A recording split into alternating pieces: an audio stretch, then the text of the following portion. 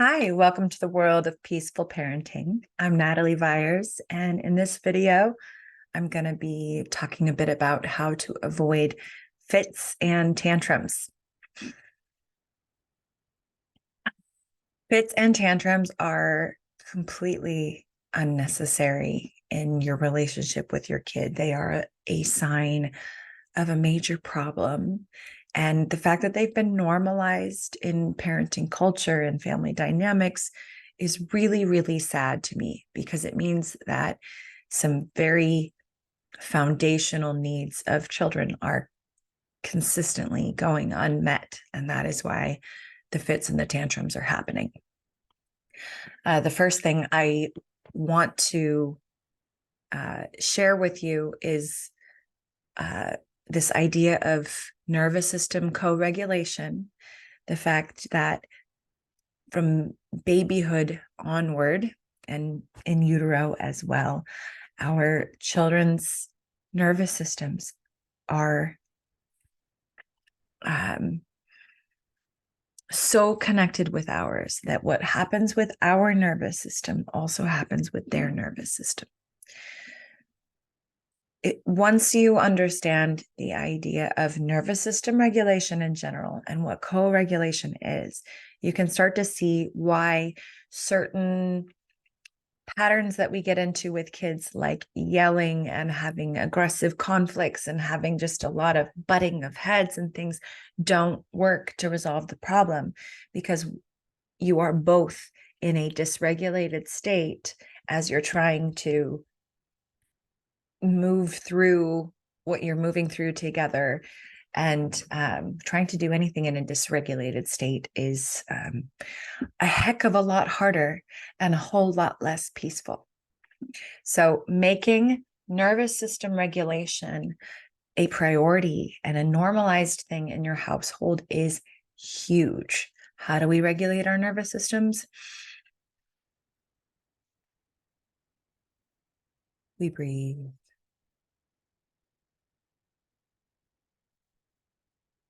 We get into our bodies. We find a state of calm and relaxation and safety within our bodies.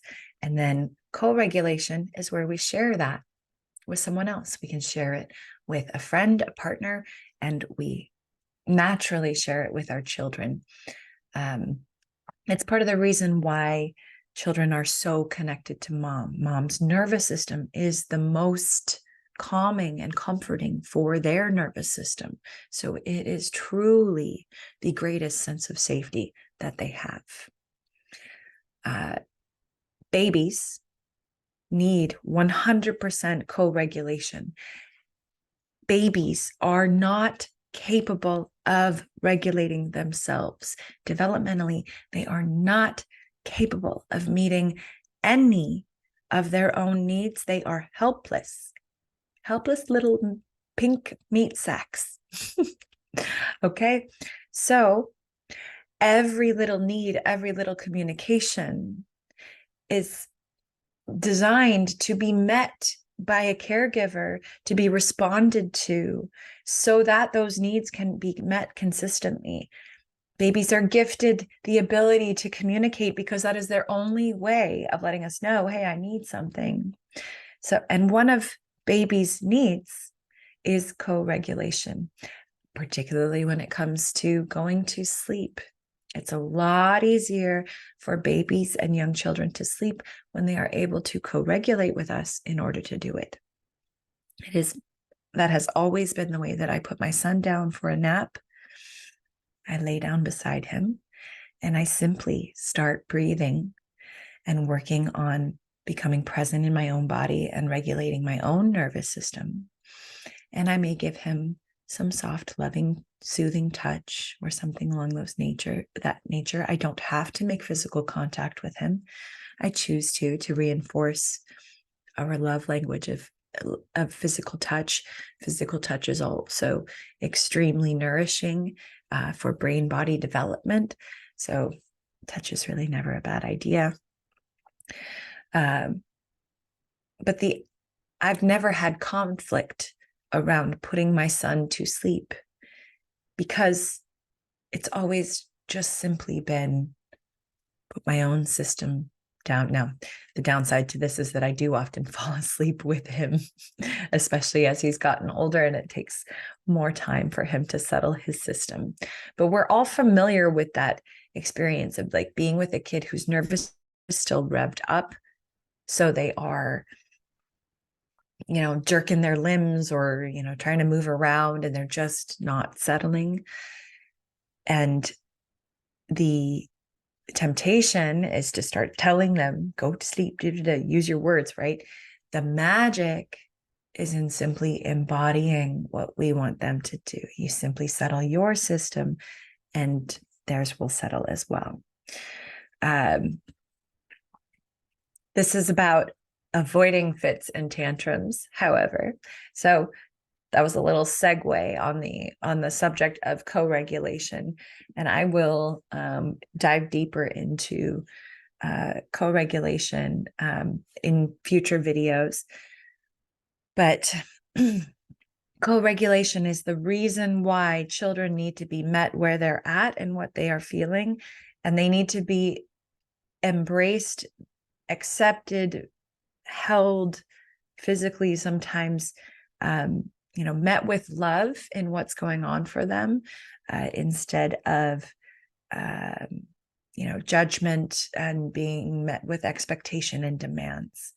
A lot of what I see a lot of parents trying is seeing undesirable behavior coming from their kids and sitting there and telling them, no, do this instead, be this way, do that. Words mean very little to children. Their ability to process our verbal commands and requests is so slow. They are 10 times slower than we are in their understanding and processing. So it's just not a great way to communicate with them unless you're willing to use few words and go slow. What we embody, what we show them, is what they learn best from. So keeping ourselves from having our own little fits, from having our own tantrums is a big deal.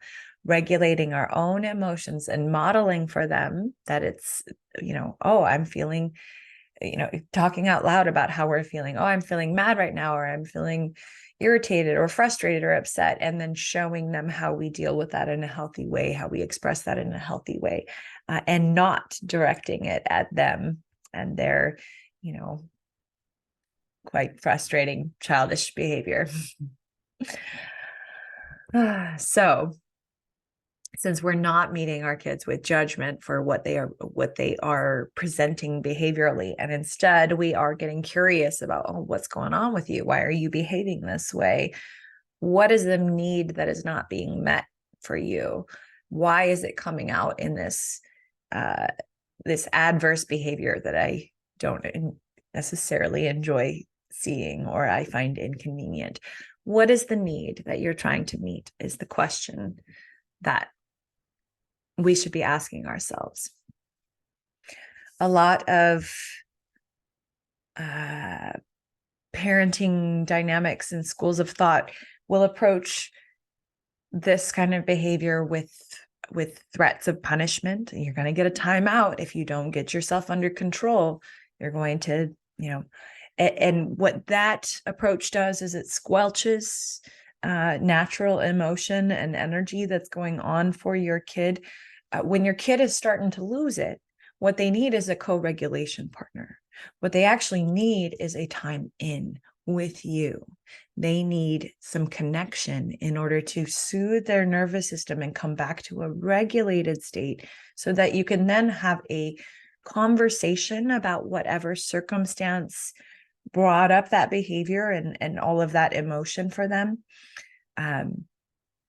But it doesn't make sense to punish, to have a consequence in the face of those situations, because what is happening with a tantrum or a fit is a child is ill-equipped to communicate what their needs and their desires are, and they are not being met. They're not being acknowledged in whatever way they need, and so they are falling back on their tears, which is, the first tool that they ever had to communicate to us that they had a need in the first place.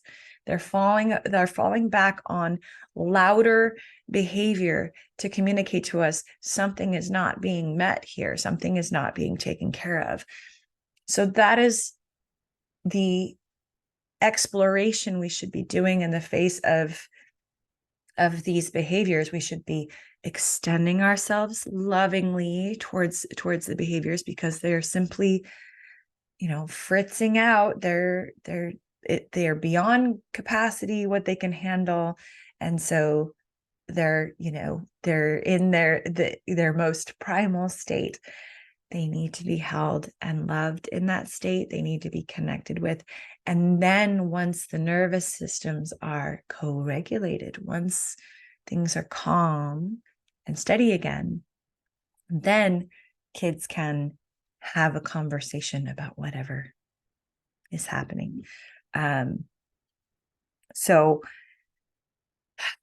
it helps in that conversation. My final note here, if you validate and recognize whatever emotions are going on for them in the tantrum, in the fit, what brought it up, whatever you can help reflect of the the underlying motivation, and whatever you can verbally reflect for them as validation, that you see them, that you hear them, that you understand the experience that they're having, maybe even giving them an opportunity to clarify for you a bit if you're not verbalizing it in a way that feels accurate to them, depending on their age.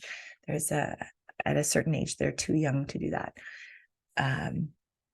But when they're too young to do that, we simply use very simple language: sad, mad, you seem okay, you seem not okay.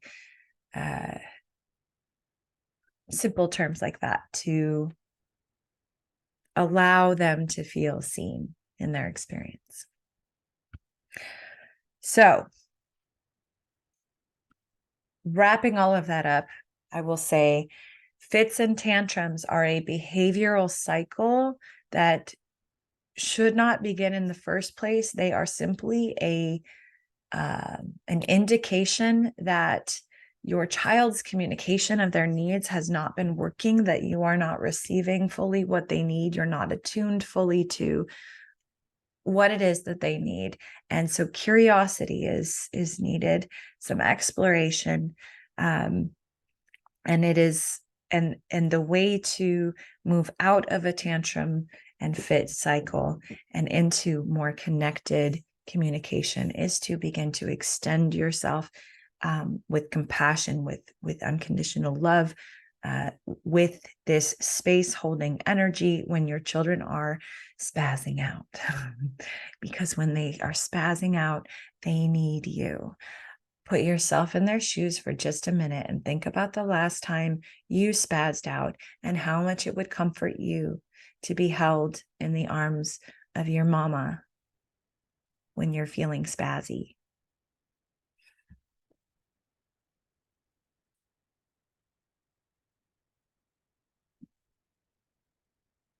It makes a really big difference. It makes a really big difference for kids. And it's simple. It's all they really need. They just need your nervous system, your energy nearby. They just need to breathe with you. The more you can meet them in that space, meet that need for co-regulation, instead of allowing things to spiral to the point where they feel out of control and need to let you know that in some big, loud way, the less you will see those behaviors come up at all. I do not ever see tantrums or fits from my son because we have such an active conversation about his experience. I am consistently checking in with him about how he's feeling, and I'm teaching him how to be self-aware in doing so. I'm teaching him how to check in with his own body and his own feelings and have an opportunity to communicate about those things. And in doing that, and providing plenty of opportunities for us to create harmony and understanding of each other, we don't have any need for fits or tantrums between us. We feel seen, each of us. So that is feeling complete for this topic for now. There's definitely more to dig into around the topic of co-regulation, and as well as communicating about feelings. So you'll be hearing more about that in future videos. Thanks for listening. I'll see you in the next video.